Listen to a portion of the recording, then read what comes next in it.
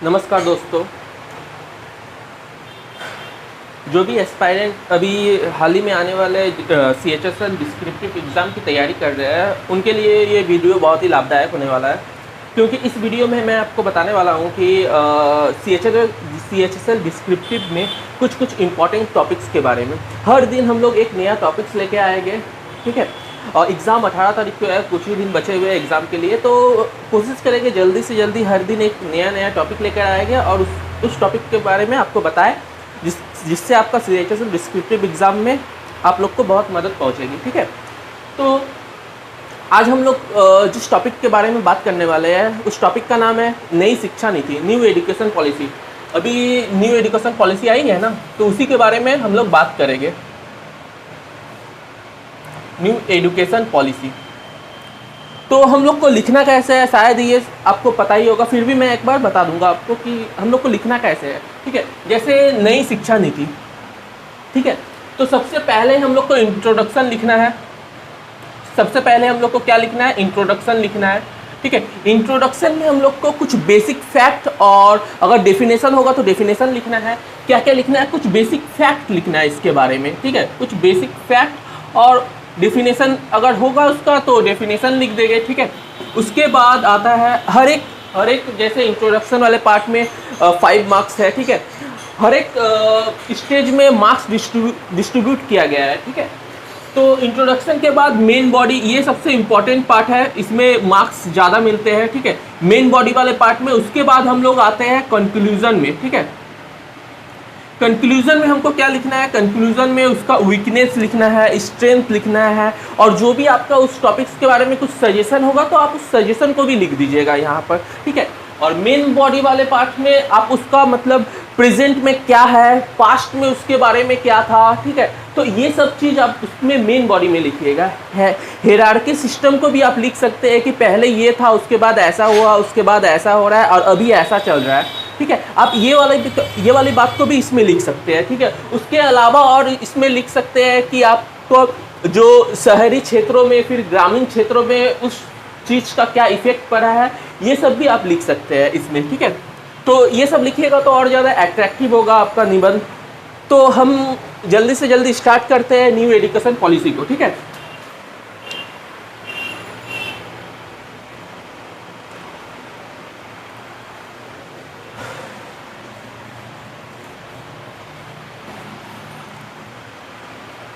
देखिए, हाल ही में हमारे माननीय प्रधानमंत्री श्री नरेंद्र मोदी जी ने 29 जुलाई 2022 को नई शिक्षा नीति लागू की, ठीक है। तो ये जो शिक्षा नीति है, ठीक है, सभी के परामर्श से इसे लागू किया गया है। सभी के परामर्श से मतलब आम लोगों के नहीं, मतलब संसद में जो भी लोग हैं उन सबके परामर्श से ये शिक्षा नीति लागू की, ठीक है। तो हम लोग जान लेते हैं कि हमारे महान लीडर ने, नेताओं ने क्या कहा शिक्षा के बारे में। जैसे हम लोग महात्मा गांधी जी के बारे में बात करते हैं कि महात्मा गांधी जी ने शिक्षा के बारे में क्या कहा। महात्मा गांधी जी ने शिक्षा के बारे में ये कहा कि शिक्षा बालक और मनुष्य के मन, आत्मा और शरीर को क्या करती है? शरीर का पुण्य विकास करती है, ठीक है।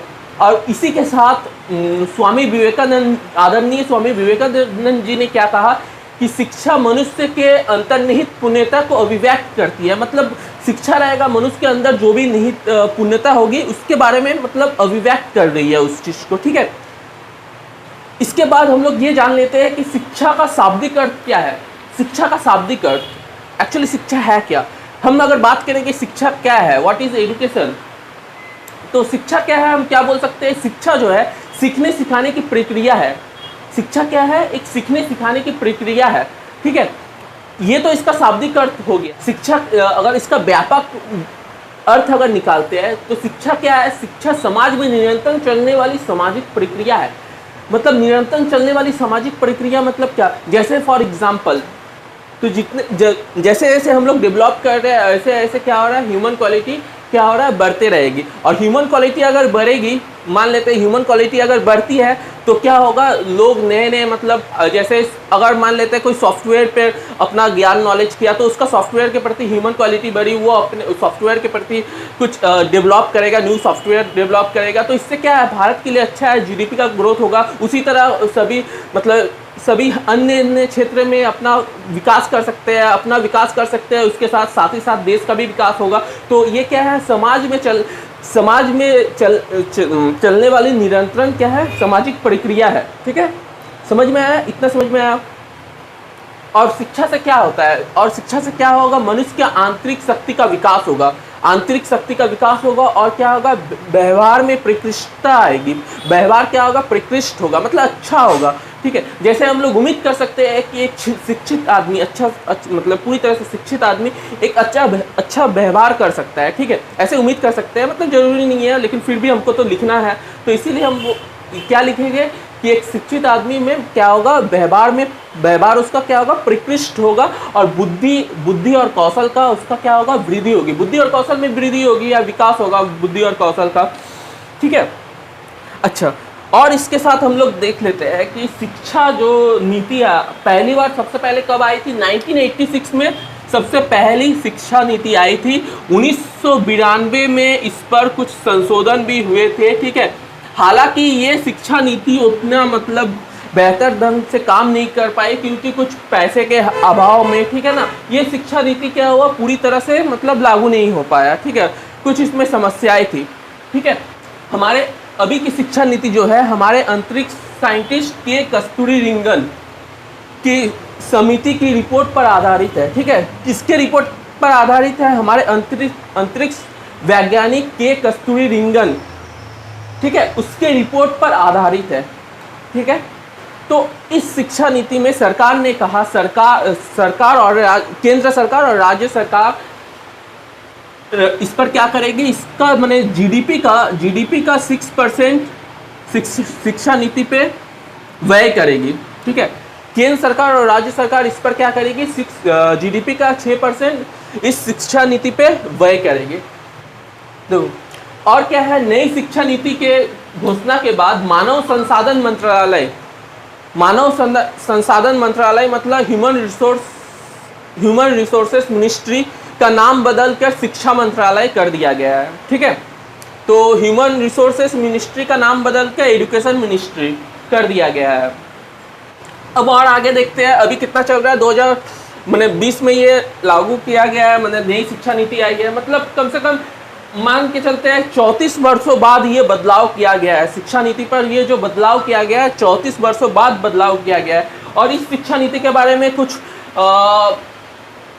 इम्पॉर्टेंट चीज़ जानते हैं, क्या है एक्चुअली ये शिक्षा नीति, कैसे काम कर रही है। ठीक है ना, ये जो शिक्षा नीति है 5+3+3+4 के मॉडल पर काम कर रही है। ये इसका शिक्षा नीति का ये डिज़ाइन है। अब ये डिज़ाइन है क्या, ठीक है, वो चीज़ हम लोग देखते हैं। ठीक है ना, अच्छा, और एक इम्पॉर्टेंट बात है कि जो अभी जो एग्ज़ाम हो गए ना, परीक्षाएं केवल 3, 5 और 8, 3, 5 एंड 8वीं क्लास के लिए, 8 क्लास के लिए जो हो गए एग्ज़ाम होगी, और बाकी के जो भी क्लास है वो क्या होगा, नियमित मूल्यांकन के हिसाब से वो किया जाएगा। ठीक है ना, और एग्ज़ाम किस में होगा, 3, 5 और 8 क्लास के विद्यार्थियों के लिए एग्ज़ाम होगा।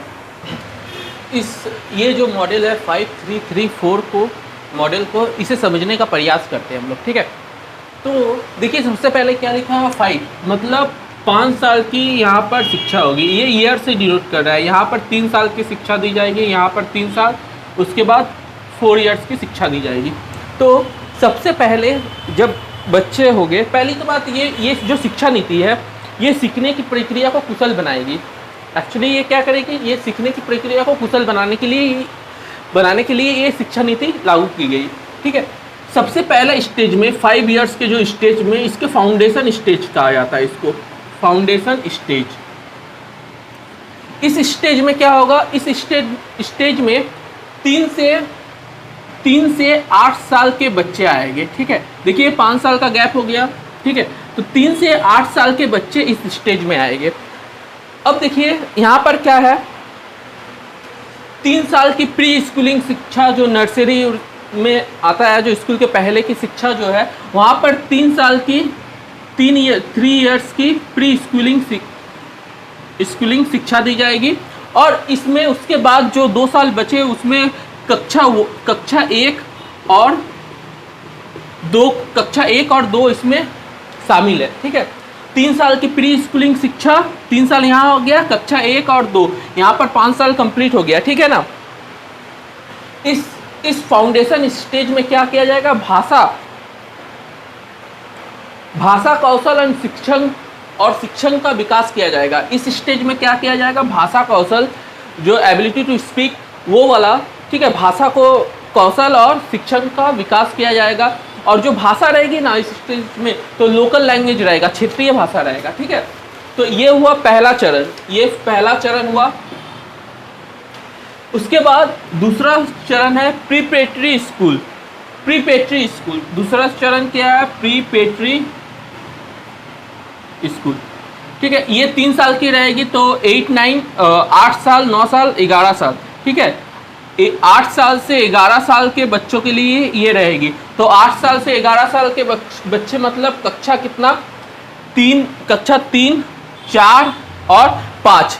ठीक है, कक्षा 3 से लेकर 5 तक इस प्रीपेटरी स्कूल मतलब प्रीपेटरी स्टेज में, सॉरी ये स्कूल लिख दी है, प्रीपेटरी स्टेज में बच्चे आएंगे। ठीक है, तो फाउंडेशन स्टेज में समझ में आया, 3 से 8 साल के बच्चे 3 साल प्री स्कूलिंग शिक्षा मिलेगी और कक्षा 1 और 2 उसमें शामिल है। ठीक है ना, उसको भी शामिल कर लिया गया। प्रीपेटरी स्कूल में क्या होगा, प्रीपेटरी स्टेज में क्या होगा, 8 से 11 साल के बच्चे आएंगे, कक्षा 3 से 5 आएंगे। ठीक है ना।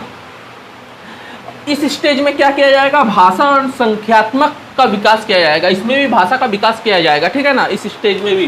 ठीक है, तो उसके बाद आते हैं मिडिल स्टेज में। उसके बाद मिडिल स्टेज में आएंगे, ठीक है। अच्छा, 5 हम पहले ही हम बताए थे कि कक्षा 3, 5 और 8 इस कक्षा में परीक्षा होगा और बाकी जो कक्षाएं होगी वहाँ पर नियमित मूल्यांकन होगा। ठीक है ना, एग्जाम सिर्फ इसी 3, 5 और 8 में होगा। ठीक है, तो 5 में यहाँ पर एक एग्जाम होगा। ठीक है ना। उसके बाद मिडिल स्टेज में कितना साल का है, 3 साल का है। ठीक है ना, तो कक्षा 6, 7, 8, कक्षा 6 से लेकर 8 तक इस स्टेज में आएगा। इस स्टेज में कोडिंग की क्लास होगी, इस स्टेज में कोडिंग की क्लास करवाई जाएगी। ठीक है ना, समझ में आया। तो कोडिंग सिखाया जाएगा, तो जैसे अन्य देश जैसे जापान, चाइना, वहाँ के बच्चे जैसे कोडिंग करते हैं, बहुत सारे मशीन ये सब बनाते हैं, तो हम लोग के यहाँ पर भी कोडिंग की क्लास 6, 7, 8 मतलब इस कक्षा में कोडिंग की क्लास होगी। ठीक है ना। उसके बाद बचा कितना, उसके बाद मिडिल स्टेज हो गया। उसके बाद कौन सा स्टेज होगा, सेकेंडरी स्टेज।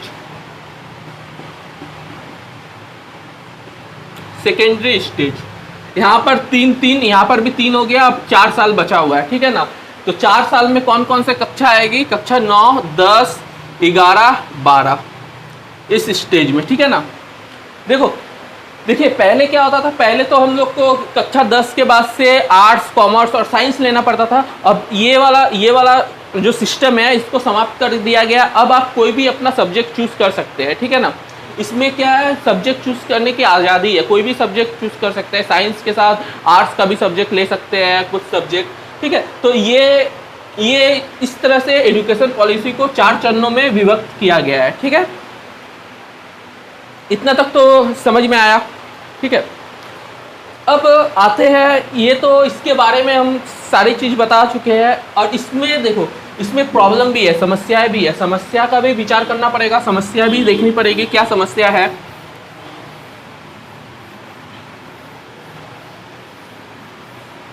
देखते हैं इसकी समस्या के बारे में।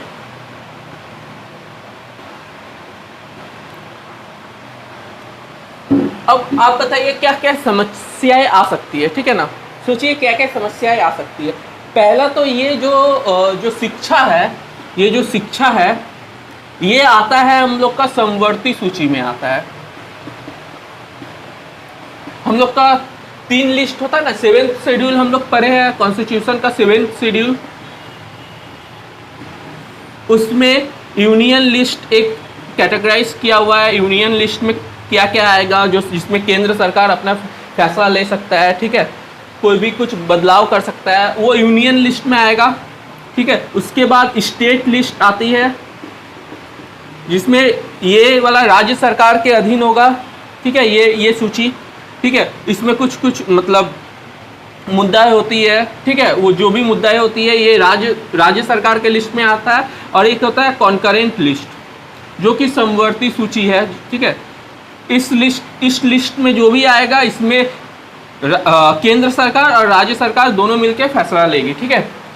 अभी जो शिक्षा पड़ गया है, शिक्षा किस सूची में आ गई है, समवर्ती सूची, मतलब कॉन्करेंट लिस्ट में आ गई है, ठीक है ना। तो इस पर केंद्र सरकार तो अपना ये नीति लागू करने का बात कर दिया है, ठीक है। तो 2020 में कब लागू किया था, 29 जुलाई 2020, ठीक है, ये डेट याद रखिएगा, ठीक है। 29 जुलाई 2020 में इस नीति को लागू की गई है, ठीक है। लेकिन राज्य सरकार में कुछ, राज्य सरकार हो सकता है कि इस नीति को ना भी मान सके, ठीक है, नामंजूर भी कर सके, क्योंकि बहुत से राज्य सरकार में अपना बोर्ड चलता है। जैसे वेस्ट बंगाल में वेस्ट बंगाल बोर्ड चलता है, बिहार में बिहार बोर्ड चलता है, ठीक है ना। तो उसी तरह हर राज्य में एक अपना बोर्ड चलता है, ठीक है।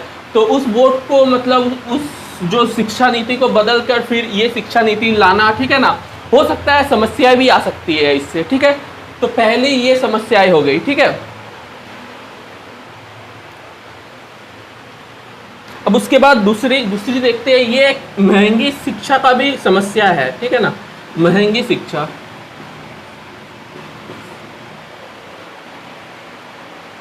देखिए ये महंगी शिक्षा, जैसे ये महंगी शिक्षा क्यों है, देखिए इसमें जो है, हाँ, इस शिक्षा नीति में विदेशी जो भी विश्वविद्यालय है, विदेशी विश्वविद्यालय का भी मार्ग को सशक्त किया गया है। विदेशी विश्वविद्यालय के मार्ग को क्या किया गया, प्रसक्त किया गया है, ठीक है ना। मतलब विदेशी विश्वविद्यालय में भी मैंने उच्च शिक्षा के लिए विदेशी विश्वविद्यालय में पढ़ना पड़ेगा, ठीक है, हो सकता है पढ़ना पड़ेगा, ठीक है। तो उसको भी प्रसक्त किया गया है। लेकिन प्रॉब्लम ये है कि अगर विदेशी विश्वविद्यालय में पढ़ना होगा तो उससे क्या होगा, उससे समस्याएं, मतलब महंगी शिक्षा तो महंगी हो जाएगी ना, जो कि निम्न वर्गीय लोगों के लिए बहुत सारी चुनौतियों का सामना करना पड़ेगा, ठीक है। तो ये दूसरी समस्या है। पहली समस्या तो ये हो गया, समवर्ती सूची में है महंगी शिक्षा, ये एक और एक समस्या आ गई है, ठीक है।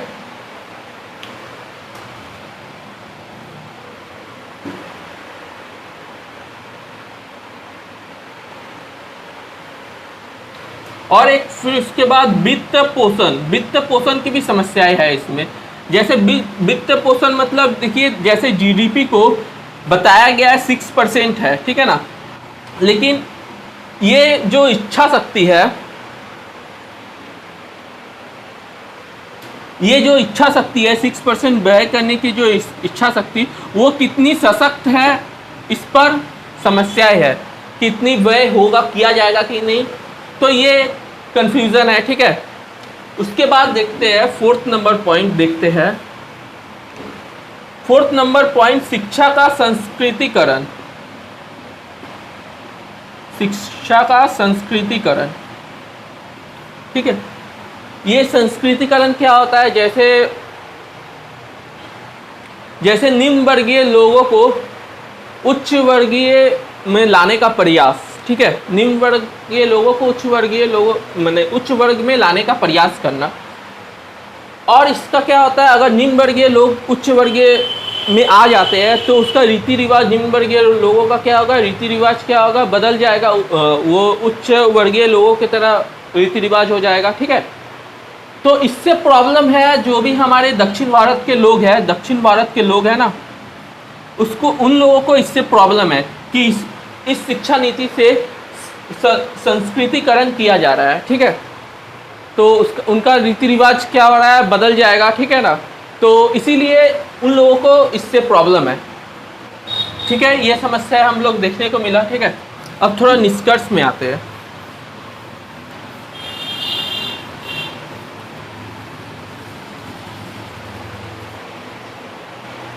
देखिए और एक बात है इसमें कि इस शिक्षा नीति का टारगेट 2040 तक रखा गया है कि 2040 तक ये जो शिक्षा नीति का टारगेट हम कंप्लीट करना है, ठीक है। देखिए निष्कर्ष हम लोग क्या लिख सकते हैं कि अगर ये क्रियान्वित तरीके से अगर किया जाता है, अगर क्रियान्वित तरीके से ये किया जाता है तो हमारे जो भी अग्रणीय देश है तो उसके समकक्ष ये शिक्षा नीति हमें ले आएगी, ठीक है। ये हम निष्कर्ष में लिख सकते हैं, ठीक है। तो यहीं तक हमारा ख़त्म होता है न्यू एजुकेशन पॉलिसी, ठीक है। अगले दिन हम लोग कुछ और टॉपिक के इंपॉर्टेंट टॉपिक के बारे में आएंगे, ठीक है, बात करेंगे, ठीक है। थैंक यू, धन्यवाद।